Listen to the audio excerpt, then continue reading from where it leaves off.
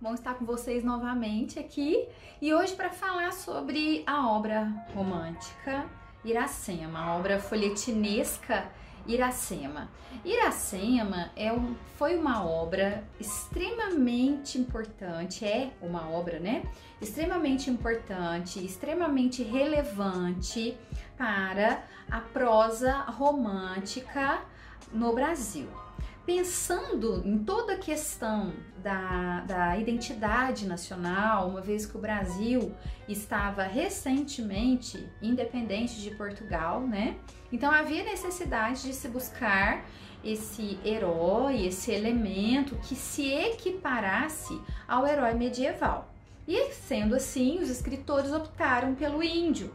Então, uma característica importante do romantismo brasileiro é o indianismo. Então o indianismo vai aparecer na poesia de Gonçalves Dias e aparece de outros escritores também, mas principalmente do Gonçalves Dias, né? E também na prosa do José de Alencar. A gente chama de prosa alencariana. O José de Alencar, além da prosa urbana, regionalista, ele traz para nós também a prosa indianista. E ele vai tratar desse tema do indianismo em uma obra muito diferente, muito intensa, que é Iracema. Então, em Iracema, ele inova a prosa romântica, inova a prosa brasileira, ele traz elementos que até então não haviam aparecido. Como? Quais elementos? Ele faz uma integração da prosa com a poesia. Ele vai utilizar inúmeras figuras de linguagem, principalmente a metáfora e a comparação, para instituir os personagens, para misturar, né, para quase que fazer uma simbiose, mas é meio assim, não é tão intensa, sutil, mas a gente consegue perceber dos personagens a natureza. Então os personagens e a natureza, eles se mesclam. Quando ele apresenta para nós descritivamente a Iracema, ele diz que a Iracema tinha os lábios de mel, seus cabelos eram tão negros quanto a asa da graúna, que é um pássaro, né? O hálito da Iracema é como o perfume da jati. Então ele vai usar todos os elementos naturais, fauna, flora, né? Olha, o mel, o jati, a graúna, que é o pássaro, né? Para compará-los a Iracema, que era uma virgem bela, né? Então, assim, ela é extremamente idealizada. Aí começa também toda a questão fantasiosa do romantismo. Porque a Iracema, ela não somente era uma personagem que possuía características externas, né, muito perfeitas, como também internas, porque ela era uma pessoa que tinha um certo caráter, era uma pessoa que tinha uma certa dignidade, mas ao longo da história ela vai perdendo um pouco isso, né? Porque a Iracema, que era a virgem dos lábios de mel, filha do pajé, né? Ela, da tribo dos Tabajaras, a Iracema, ela tinha uma missão, que era guardar um segredo, que era uma poção chamada o segredo da Jurema. E ela só poderia fazer isso porque ela era virgem e era filha do pajé. Mas aí, um dia em que ela estava lá, né, nos seus afazeres na mata, na floresta, ela acaba flechando sem querer um homem branco chamado Martim. O Martim é o português colonizador que está morando ali na mata numa tribo, que era a tribo dos Pitiguaras, rival à tribo dos Tabajaras. Então, quer dizer, ele já era um branco, já era inimigo, né, já era colonizador e ainda mais inimigo ainda da tribo da Iracema, porque ele tinha como amizade um importante líder, né, que é o Poti, que é o líder lá dos Pitiguaras. Então, esses empecilhos aí aconteceram durante a narrativa, algo que poderia impedir a Iracema de estar com o seu amado, né? Porque ela o ama no primeiro momento que ela o vê. E aí, o que a Iracema faz? Olha, isso aí já desconstrói um pouco a questão dessa identidade de uma heroína que possuía só características positivas. E aí, ela o leva para a sua casa, né? Lá para Taba. O apresenta, o invasor ferido, para o pai, né, para o pajé, que o recebe muito bem, já que isso era uma característica própria dele, né, receber bem, mesmo que a pessoa seja alguém não desejável ali. E aí ele o recebe, ela cuida dele, fica com ele ali um tempo, e ela, apaixonada por ele, né, ele deveria ser realmente muito bonito, ela então dá a ele a bebida alucinógena, que é o segredo da Jurema. Essa entrega da bebida, ela tem uma outra duplicidade de entendimento, de uma outra leitura, porque aí quando ela dá isso a ele, ela está entregando, como se ela estivesse entregando algo de mais precioso na tribo dela, algo de mais precioso dela mesma, né? Já que ela tomava conta ali da poção. E se entregando a ele também fisicamente, ou seja, deixando de ser virgem. E aí ela se torna a mulher dele. Então, ela, enquanto mulher dele, ela acaba por trair, né, o pai, acaba por trair a sua própria tribo, acaba por deixar de, né, possuir aqueles ideais que ela deveria desde o início, e ela então vai embora com ele.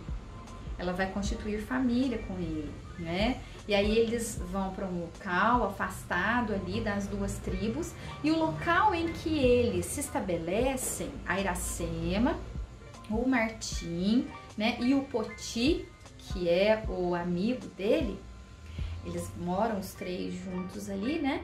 É um local que lendariamente dá origem ao estado do Ceará. Por isso que Iracema é chamada de a lenda do Ceará. Em um dado momento, Martim, que não era de se prender a ninguém, ele vai caçar, né, com um amigo, ele vai se aventurar pelas matas com um amigo e deixa Iracema em casa. Iracema estava grávida, teve o bebezinho, acabou tendo algumas complicações e acaba falecendo. Esse final não é um final típico do final dos romances românticos brasileiros, já que os romances românticos brasileiros tinham essa predileção pelo happy end, que eram os finais felizes. Mas a morte da Iracema, ela faz com que ali, enterrada, né, debaixo da palmeira, metaforicamente passe a compor, né, a fazer parte dessa composição que é o início de tudo, né, o início do estado do Ceará, é uma representação simbólica.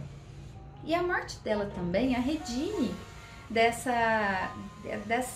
lado negativo que ela teve, vamos dizer assim, né, ao trair a tribo, ao trair a família, ao trair os amigos, ao trair a própria sociedade ali indígena, né, a toda a composição brasileira, né, nacional, já que ela entrega, né, como se ela entregasse, é uma metáfora dessa entrega dos índios do Brasil, né, para os portugueses. Bom, o que nós temos de características aí românticas, né, exclusivas do romantismo? A idealização feminina, o nacionalismo, que já vai mostrar as matas, né, a terra brasileira.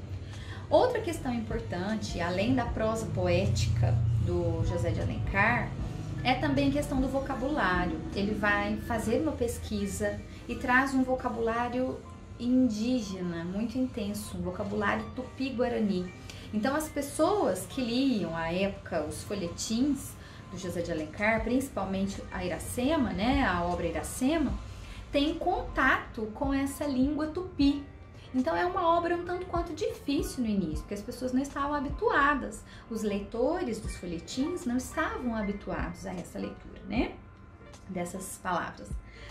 O amor à primeira vista, a idealização romântica, né, o ciúme, porque quando a Iracema dá a ele a poção mágica, ela diz para ele assim: olha, você está tomando algo que vai fazer você ter visões.